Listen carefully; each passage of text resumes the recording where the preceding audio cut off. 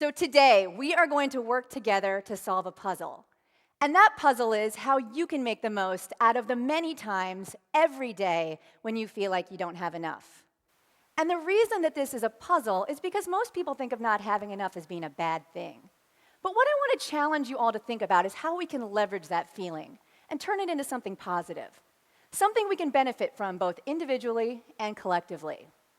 Now, I started investigating this topic after I graduated from Yale and took a job at the Kellogg School of Management at Northwestern in 2009. And one reason why I was interested in studying these feelings of not having enough was because I kept noticing that even though we all have access to so much, many people, myself included, frequently talk about their lives as if they're experiencing scarcity. And to illustrate how often all of us in this room are guilty of this, I'm going to describe two common types of scarcity that frequently come up in conversation. Now, first, there is objective scarcity. What objective scarcity means is that we're actually running out of something that we need.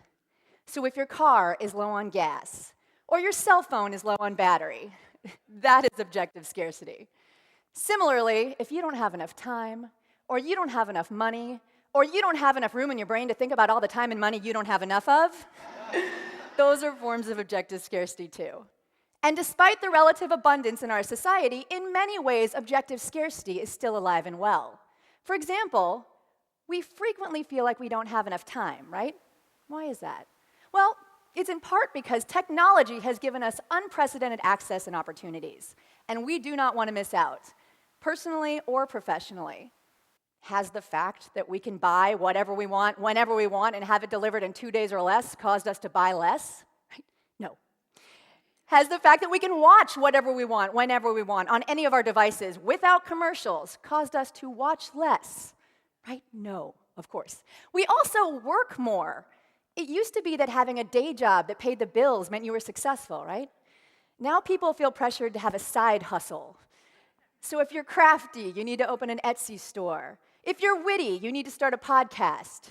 If you like to take pictures of your breakfast, you should be an Instagram influencer. But where are these additional hours in the day supposed to come from? That's a lot of pressure we're putting on ourselves. And a lack of time is just one type of objective scarcity that many of us deal with today. Now, in addition, there is a second form of scarcity that I'm guessing will also feel familiar after I describe it. And it's called subjective scarcity. Now, subjective scarcity is what happens when what we have is actually fine, but we still feel like we don't have enough. What causes subjective scarcity is things like social comparisons. Who we compare ourselves to has a huge influence on if we believe what we have is enough. We can also compare ourselves to the standards or expectations that others have for us, or even the goals that we have for ourselves. And anytime we come up lacking, we're going to experience a sense of subjective scarcity, even if, in actuality, what we have is totally fine. Now, the reason I believe subjective scarcity is worth understanding is because today, for lots of us, subjective scarcity is increasing. I consider Twitter, LinkedIn, Facebook, and Instagram to be the 4 horsemen of the subjective scarcity apocalypse. I mean, these platforms give us 24/7 access into all of the lives of all of those Joneses we are so desperate to keep up with. And it's embarrassing to say it, but the deficits in my own life that I have been forced to recognize as a function of these social media platforms are pretty staggering. This past holiday season, for example, my elf on the shelf placement, which I thought was fine, seemed like garbage when compared to some of my friends, right, who took the time to make elaborate scenes with tiny cups of milk and tiny homemade sugar cookies and even the perfect tiny little elf-sized napkin. And our family trips to exotic cities like Cincinnati, Ohio. Well, they seemed great. Until I realized that this actual friend of mine paid to take her kid on a private yacht around the Mediterranean. This kid is not even 2. So if I've learned nothing else from social media, it's that I'm a very disappointing parent. Now, this is depressing, right? We regularly feel like we don't have enough, and sometimes we're right. As an academic, I felt compelled to understand how these everyday feelings of not having enough were affecting us as people. So I teamed up with Christopher Cannon and Caroline Rue to write a review paper. The review paper offers people a comprehensive summary of what behavioral research has taught us to date about how scarcity affects our thinking and our actions. Now, there are way too many findings for me to cover in the short time that I have with you today, so I want to focus on what I think is most important. And that's how feeling like we don't have enough can actually have some positive consequences. I love these findings because they give me hope that life's everyday frustrations, maybe they don't have to be limitations. Maybe they can be assets. Maybe our constraints can be our most powerful motivators. Now, the first finding I'm going to share with you today is that when we feel like we don't have enough, we can actually be more helpful and more generous with others. And this is something I was inspired to test based on that unique experience that I had in my early 20s. So the year was 2001, the television show was Survivor Africa, and that is me trying really hard to look like a tough guy. Now, if you've never seen the show, it's basically a human experiment about scarcity that unfolds on national television. First, tens of thousands of people apply for the show, and there's only 16 spots available. So even before you get there, you're well aware that there aren't enough torches to go around. Then once you're actually in the game, there's never enough food, there's never enough water, no one's getting enough sleep, and to top it off, the biggest scarcity threat of all, there will only be one winner. Every few days, someone is forcibly ejected from the game by their teammates in front of millions of viewers, which I thought sounded kind of fun. This was season 3 of the show. I'd watched seasons 1 and 2. I expected all the competition and the deprivation. What I didn't expect, and what I found the most surprising, is that in the game of Survivor, people are almost painfully nice to each other. And I should say, if you've seen the show, this is something they do a pretty good job of editing out of what makes it to television, right? When you're watching it, it doesn't always seem like people are being so kind, but trust me, when you're there, it's a total love fest. Now, if you know anything about scarcity, this should be surprising. We often think of scarcity and competition as things that make us hostile, right? Even aggressive. But that was not what happened on Survivor. People were helpful. People were nice. And I was suspicious. Looking back on it, I think one reason why people are so nice in the game of Survivor was that our personal success or failure on national television was in the hands of our teammates. Therefore, everyone was bending over backwards to help each other in an effort to save their own skin.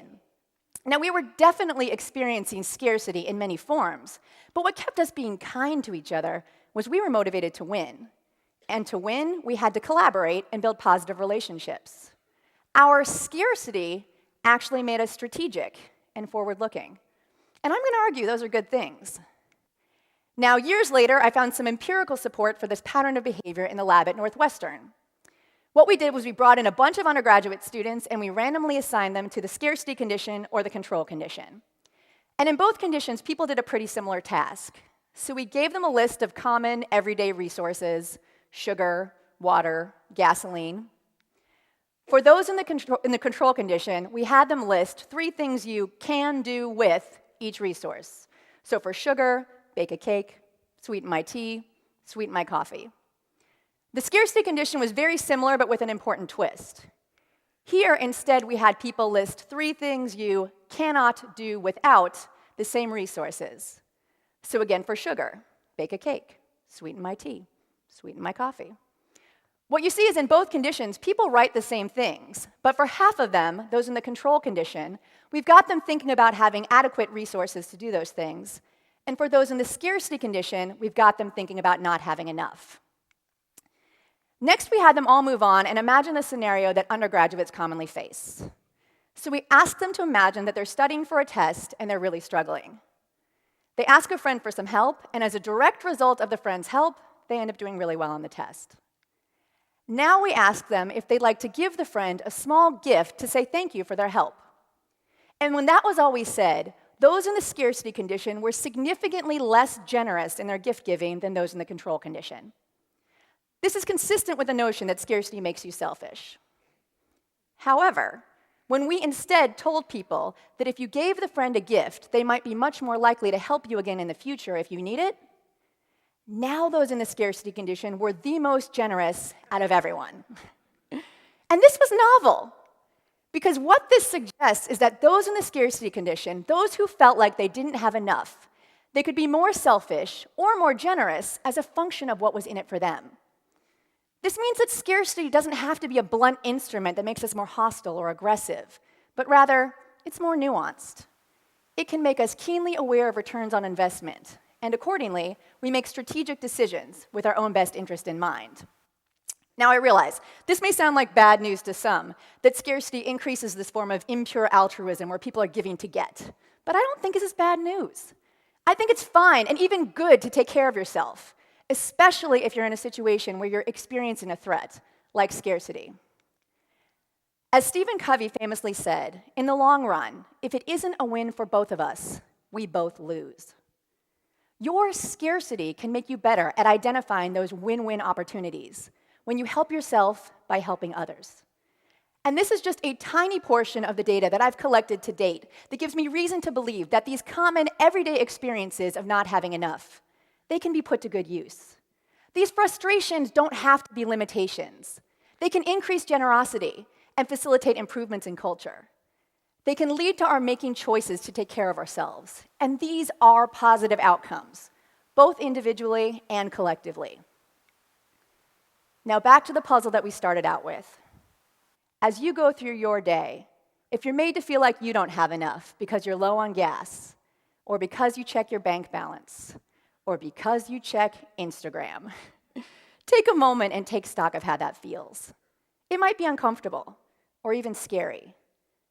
Try to let those feelings be a call to action. Let your constraints be what motivates you. Let them remind you that relationships matter, and it is important to be strategic with how you invest your resources and with how you invest your time, because you don't need anyone's permission to take care of yourself. Now, you guys are all smart people. In reality, you probably have access to most of what you need. When you're smart and you have what you need, it can be tempting for you to get comfortable. But one thing I would love for you to take away from this talk is that there are benefits to staying hungry. Benefits not just for you, but for those around you. Because those people who feel like they don't have enough are the best at identifying win-win opportunities.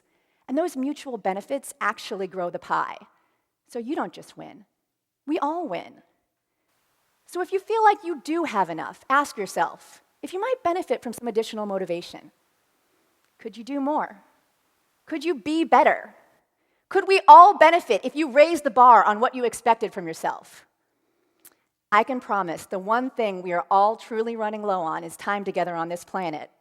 And I vote that so long as we are all still in this crazy game, we play to win together. Thank you.